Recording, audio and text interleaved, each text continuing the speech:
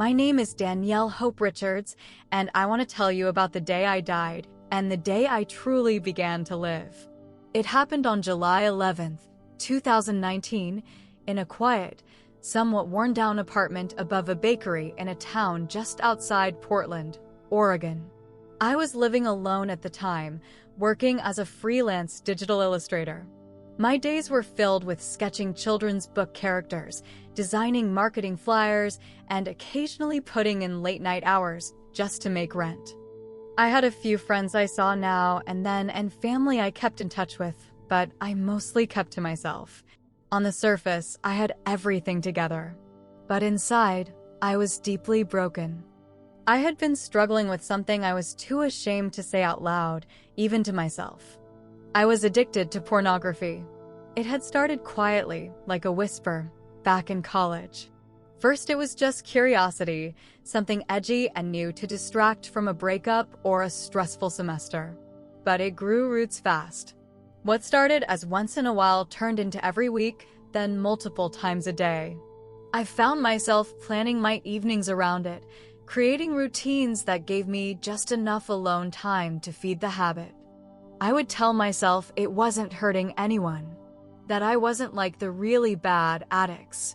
But deep down, I knew. I knew it was changing me. It made me feel ugly, hollow, used. I stopped praying like I used to. I stopped reading scripture. I stopped going to church altogether for a while. The shame was a weight that sat on my chest, pressing down every time I tried to be close to God. I would repent and promise to stop, cry my eyes out on the floor, only to go right back to it days later. It was like I was living in two separate lives, one that people could see, and another that I kept locked behind closed doors. That summer afternoon felt like any other.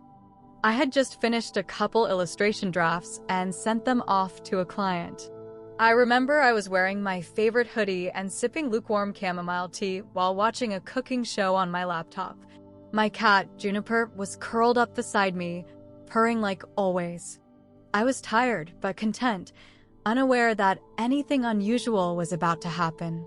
Around 2:30 in the afternoon, I stood up to refill my tea. That's when I felt it, a sudden, sharp pressure in my chest.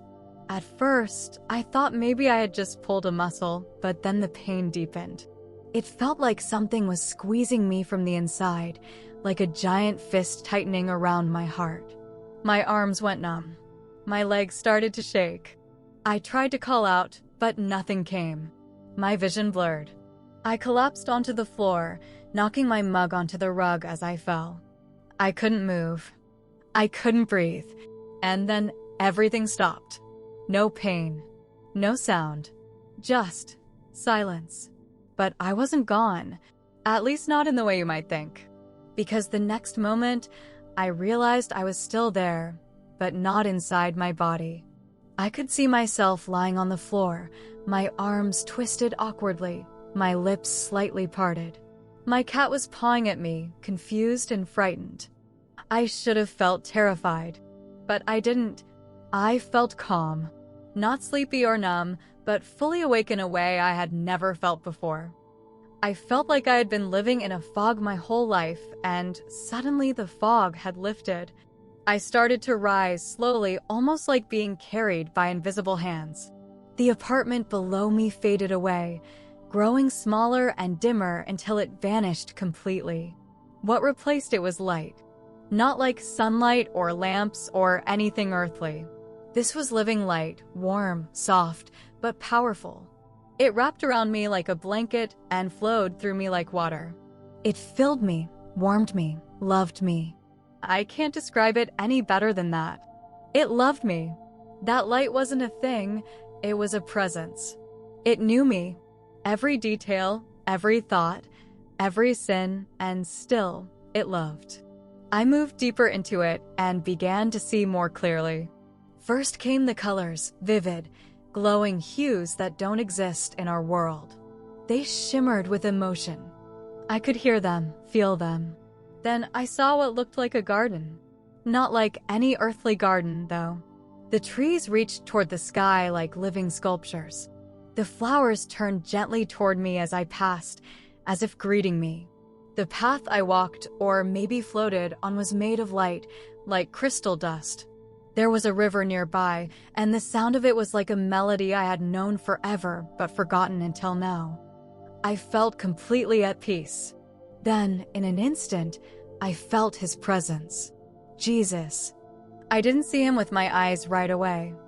I felt him. He was all around me and within me, like the air, the light, the love.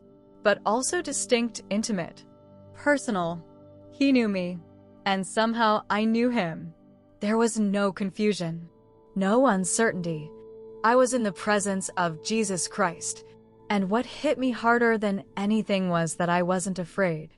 I thought I would be terrified, guilty, ashamed, exposed. But I wasn't. I was safe, more safe than I had ever been. I felt his love before I saw anything else. It washed over me like a tide, pulling every dark part of me into the open and replacing it with peace. Then he showed me things. Not with words, not like a slideshow, but with knowing. Suddenly, memories surfaced. Moments in my life where I had felt alone, hurt, angry, rejected. And alongside them, moments I was most ashamed of. Nights I fell into sin. Mornings I couldn't even look at myself in the mirror. The times I told myself I was too broken for God to ever use me. And he didn't flinch. He didn't look away.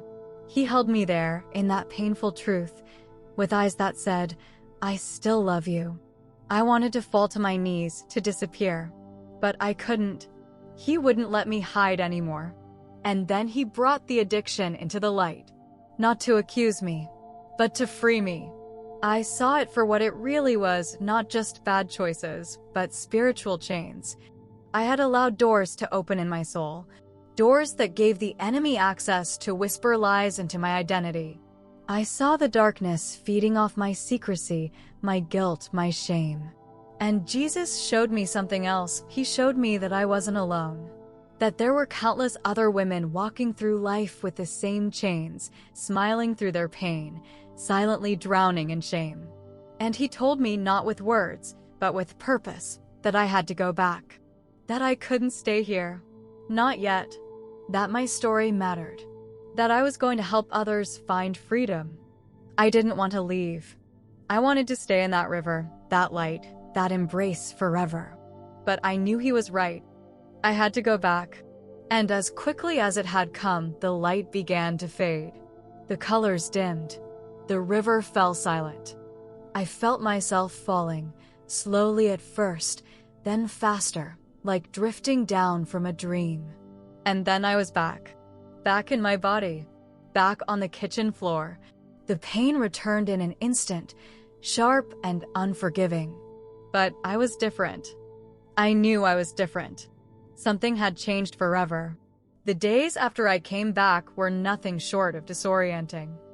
I opened my eyes in the emergency room with bright lights stabbing into my vision, voices murmuring around me, and machines beeping in uneven rhythms.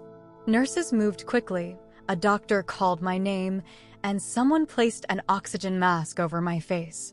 But none of that felt real.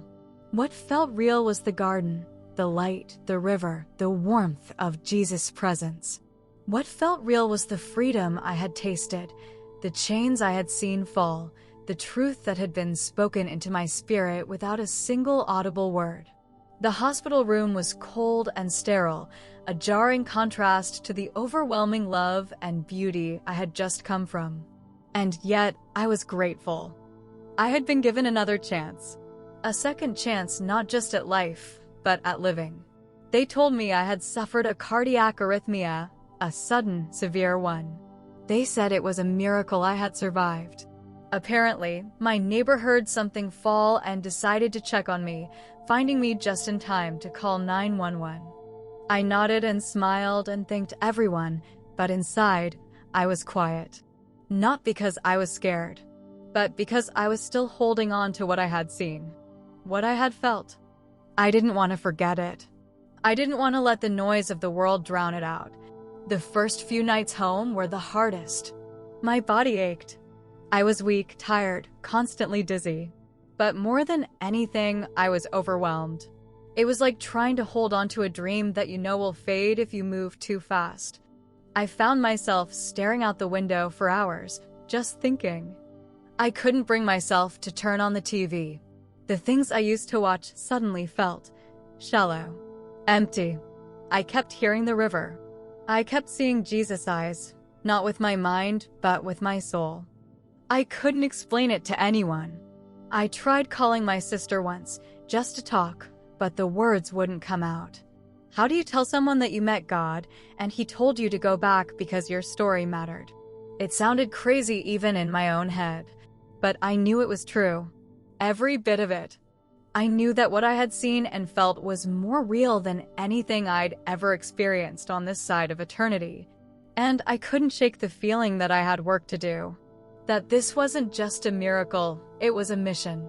About a week after being discharged, I sat on my couch with my Bible in my lap. It had been gathering dust for months.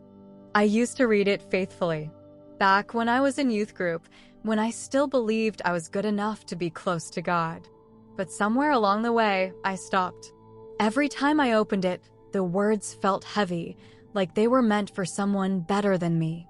But that morning, I opened it not to a plan or a devotion, but just let it fall open. It landed in Isaiah, chapter 61.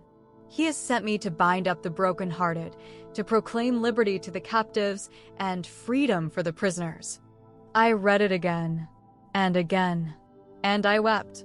Not because I felt guilty, but because I knew that was what Jesus had done for me. He had stepped into my prison and unlocked the door. I had walked out with him, and now, somehow, he wanted me to help others do the same.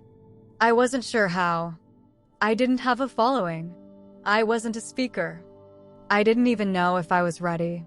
But I remembered what he had shown me, the vision of all those women, so many women, carrying the same chains I had carried. Polished on the outside, but broken inside. And I knew I had to speak. I had to tell the truth. That night, I wrote my story for the first time. Not in a journal, but as a letter. A letter to anyone who felt like me. Anyone who had grown up believing they were too messy for God. Anyone who had been told that women don't struggle with things like that, or worse, that if they did, they were disgusting.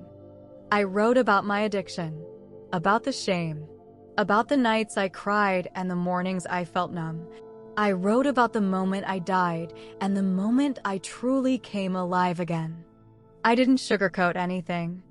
I didn't try to sound spiritual or smart. I just wrote from the deepest, rawest place inside me. And when I finished, I prayed for the first time in what felt like years. Not a memorized prayer, not a performance, just a quiet whisper. God, if you can use this, it's yours.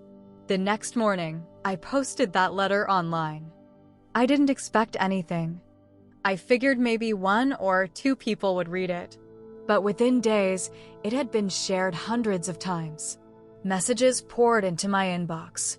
Women I had never met telling me, that's my story too. Some were pastors' wives. Some were moms. Some were single women who had kept their struggles hidden for over a decade. I wasn't alone, and neither were they. As I read those messages, something inside me started to shift. The shame that had always whispered, "You're the only one," began to lose its power. And in its place came boldness. Not arrogance, not pride, but the kind of boldness that comes when you know you've been rescued, when you've seen the pit and been pulled out by grace. I started recording videos. Nothing fancy. Just me, sitting in front of a window, sharing what Jesus had done for me. The first few were awkward. I stumbled over words, cried on camera, deleted half of them. But each time I shared, I felt lighter, freer. The chains fell off, link by link. And with every comment, every message that said, "Me too," I realized something beautiful. That our healing isn't just about us. It's about the people waiting on the other side of our obedience. And yet, even with all the freedom and healing I was experiencing, I still had moments where the enemy tried to sneak back in. There were nights I'd lie awake and hear that old voice whisper, "You're still that girl." I had to remind myself daily of the truth, that I was made new, that I was not my past, that what Jesus did for me wasn't a one-time emotional high, it was a finished work. I filled my apartment with worship music. I filled my journals with prayers. I surrounded myself with scripture like armor. And I learned that freedom is both a gift and a discipline. It's something we receive and something we walk out every day. I started attending a small church down the road. The first time I walked in, I almost turned around. I was afraid someone would see me and know, but they didn't. And over time, I began to open up. First to one woman in a Bible study, then to a group. I shared my story in person for the first time at a women's retreat. My hands shook. My voice cracked. But afterward, 5 women came up to me in tears, thanking me for speaking the words they'd never had the courage to say. I wasn't just healed. I was being used.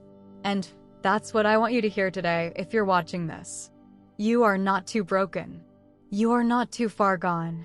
You are not the only one. I don't care how long it's been or how many times you've tried to stop and failed. I don't care what you've been told about God's love or your worth. If He could meet me in my sin, in my mess, in my living room while I was dying, then He can meet you too. And not just meet you, rescue you, redeem you, restore you.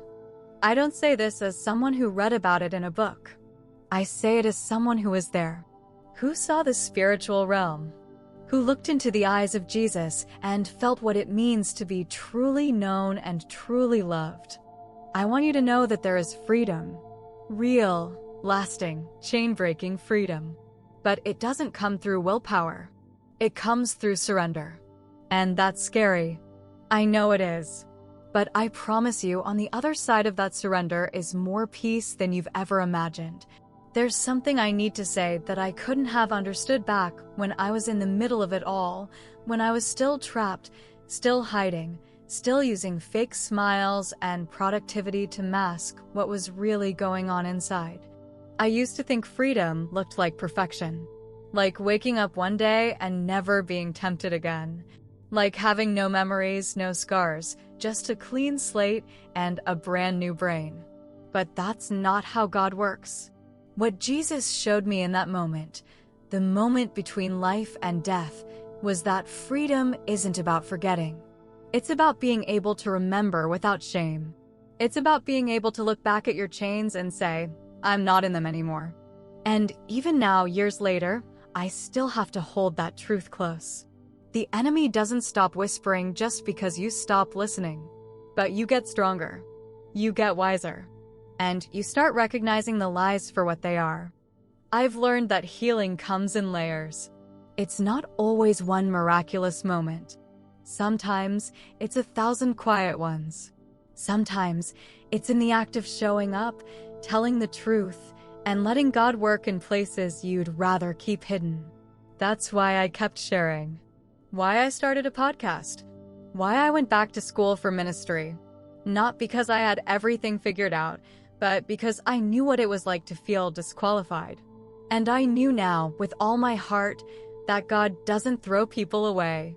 The more I shared, the more stories I heard. From women in their 60s who had never told anyone. From teenage girls who thought they were the only ones. From men, too, who carried shame they'd been taught to hide. And it made me realize how broken our silence really is. How dangerous. There's something about sin that thrives in the dark. It grows in secrecy. But the moment we drag it into the light, it starts to lose its power. I remember one message that stopped me in my tracks. A woman named Claire wrote to me saying she had been planning to end her life the night she found one of my videos. She had struggled with the same addiction for years and had convinced herself that she was too far gone, too disgusting to be redeemed. She had grown up in church, memorized scripture, led worship. And yet this thing had wrapped itself around her so tightly, she felt like she couldn't breathe anymore. But something I said, that Jesus didn't turn away from me even when I was at my worst, lit a spark in her. She decided to stay, to pray, to ask for help. She's still here. She's healing. And stories like that remind me that this isn't just my testimony. It's a rescue mission. I think back to that river I saw. The way it shimmered. The sound it made, like laughter and music wrapped into one. I remember kneeling beside it and feeling like every scar on my soul was being washed clean. That moment didn't erase my past, but it reframed it. It turned pain into purpose. That's what Jesus does. He doesn't just forgive us, he restores us. He takes the very thing the enemy tried to use to destroy us, and he turns it into a weapon for his kingdom. That's what's happened with my life.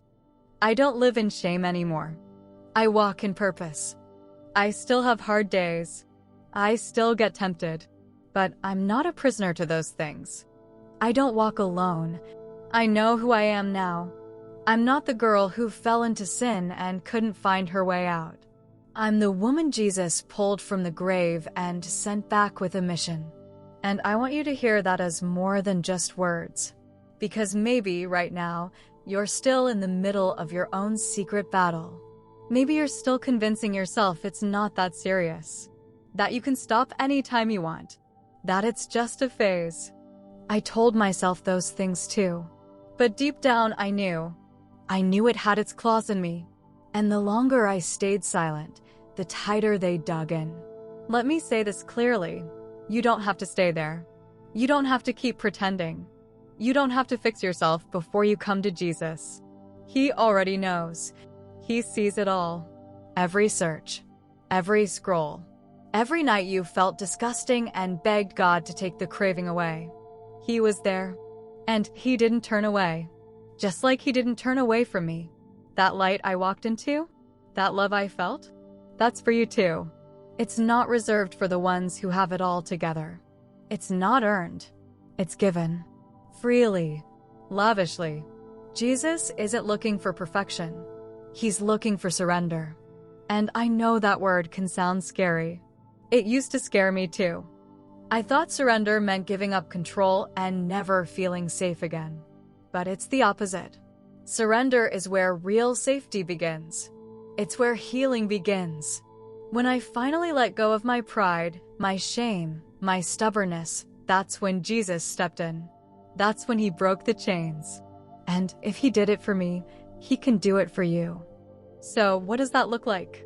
For me, it started with confession. With dragging my sin into the light and saying, this is what I've been hiding. Not to be punished, but to be healed. I talked to a friend. I found a counselor. I joined a recovery group. I built accountability, not out of fear, but out of freedom. I stopped trying to fight a spiritual battle with human willpower, and I started leaning on the one who had already won the war. There's this passage in 2 Corinthians that says, "My grace is sufficient for you, for my power is made perfect in weakness." That became my anthem. I stopped being ashamed of my weakness.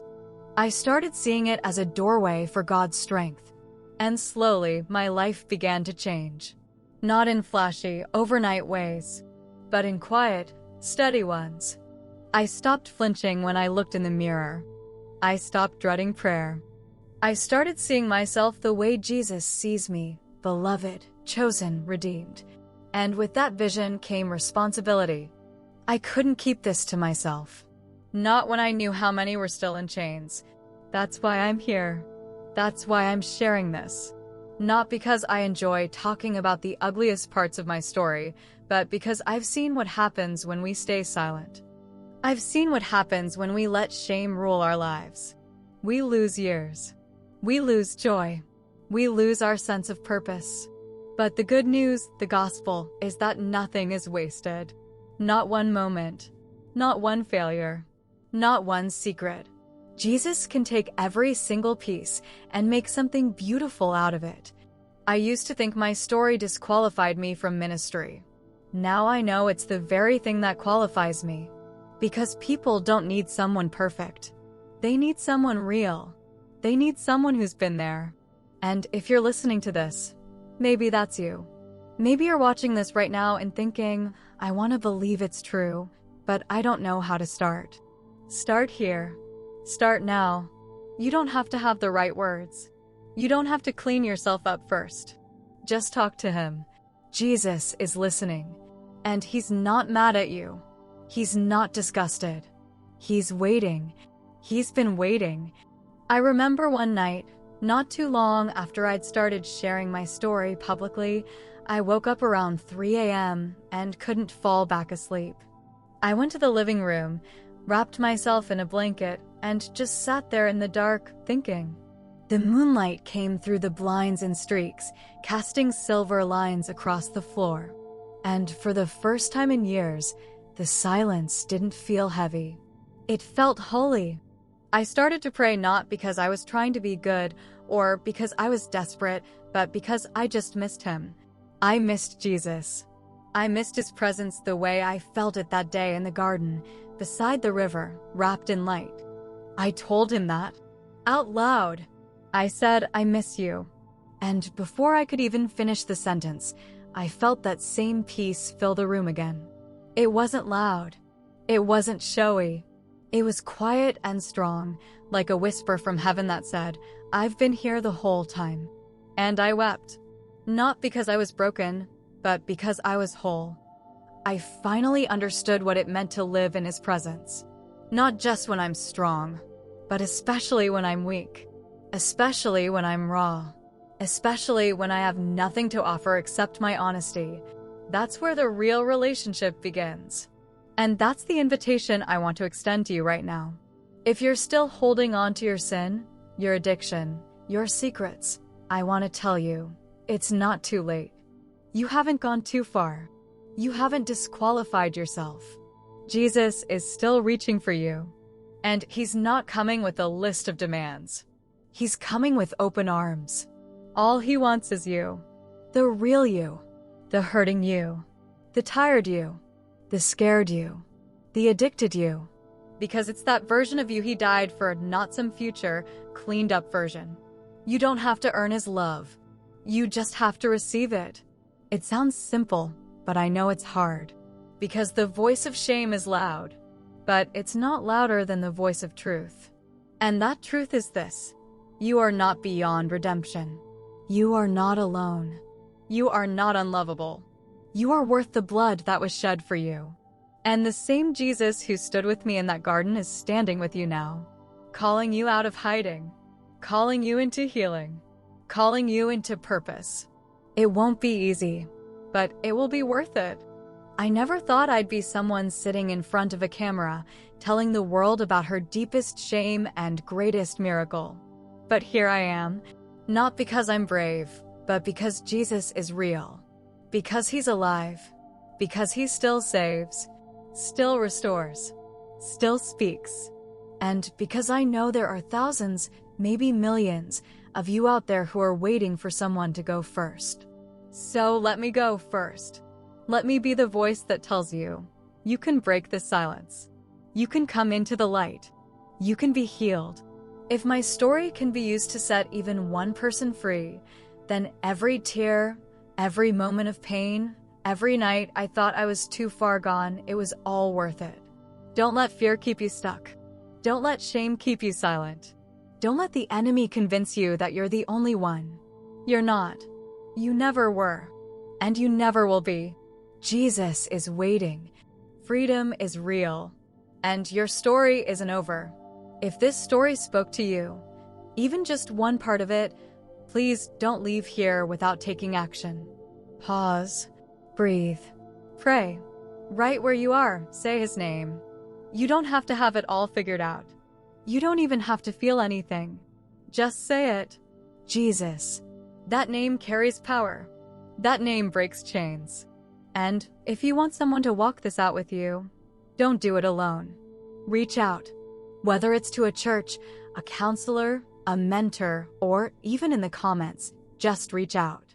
If you felt something stir in your heart while watching this, that wasn't emotion. That was him. Don't ignore it. Don't run from it. Lean in. Let him in. Let him change everything. And if you haven't yet, I ask you, please subscribe to this channel. Not because I care about numbers, but because I want this message to go as far as it can. I want every woman and man who has felt trapped, ashamed, or unworthy to know that there is a way out. That Jesus is real, and he's still in the business of bringing dead things back to life. Like he did for me. Like he will do for you. So, if this blessed you, like this video, comment below, share it with someone who needs it, and most importantly, don't leave the screen without talking to Jesus. Your freedom is one whisper away. Thank you for listening. I'm Danielle Hope Richards. I died. I met Jesus. And I came back to tell you that he is everything he says he is.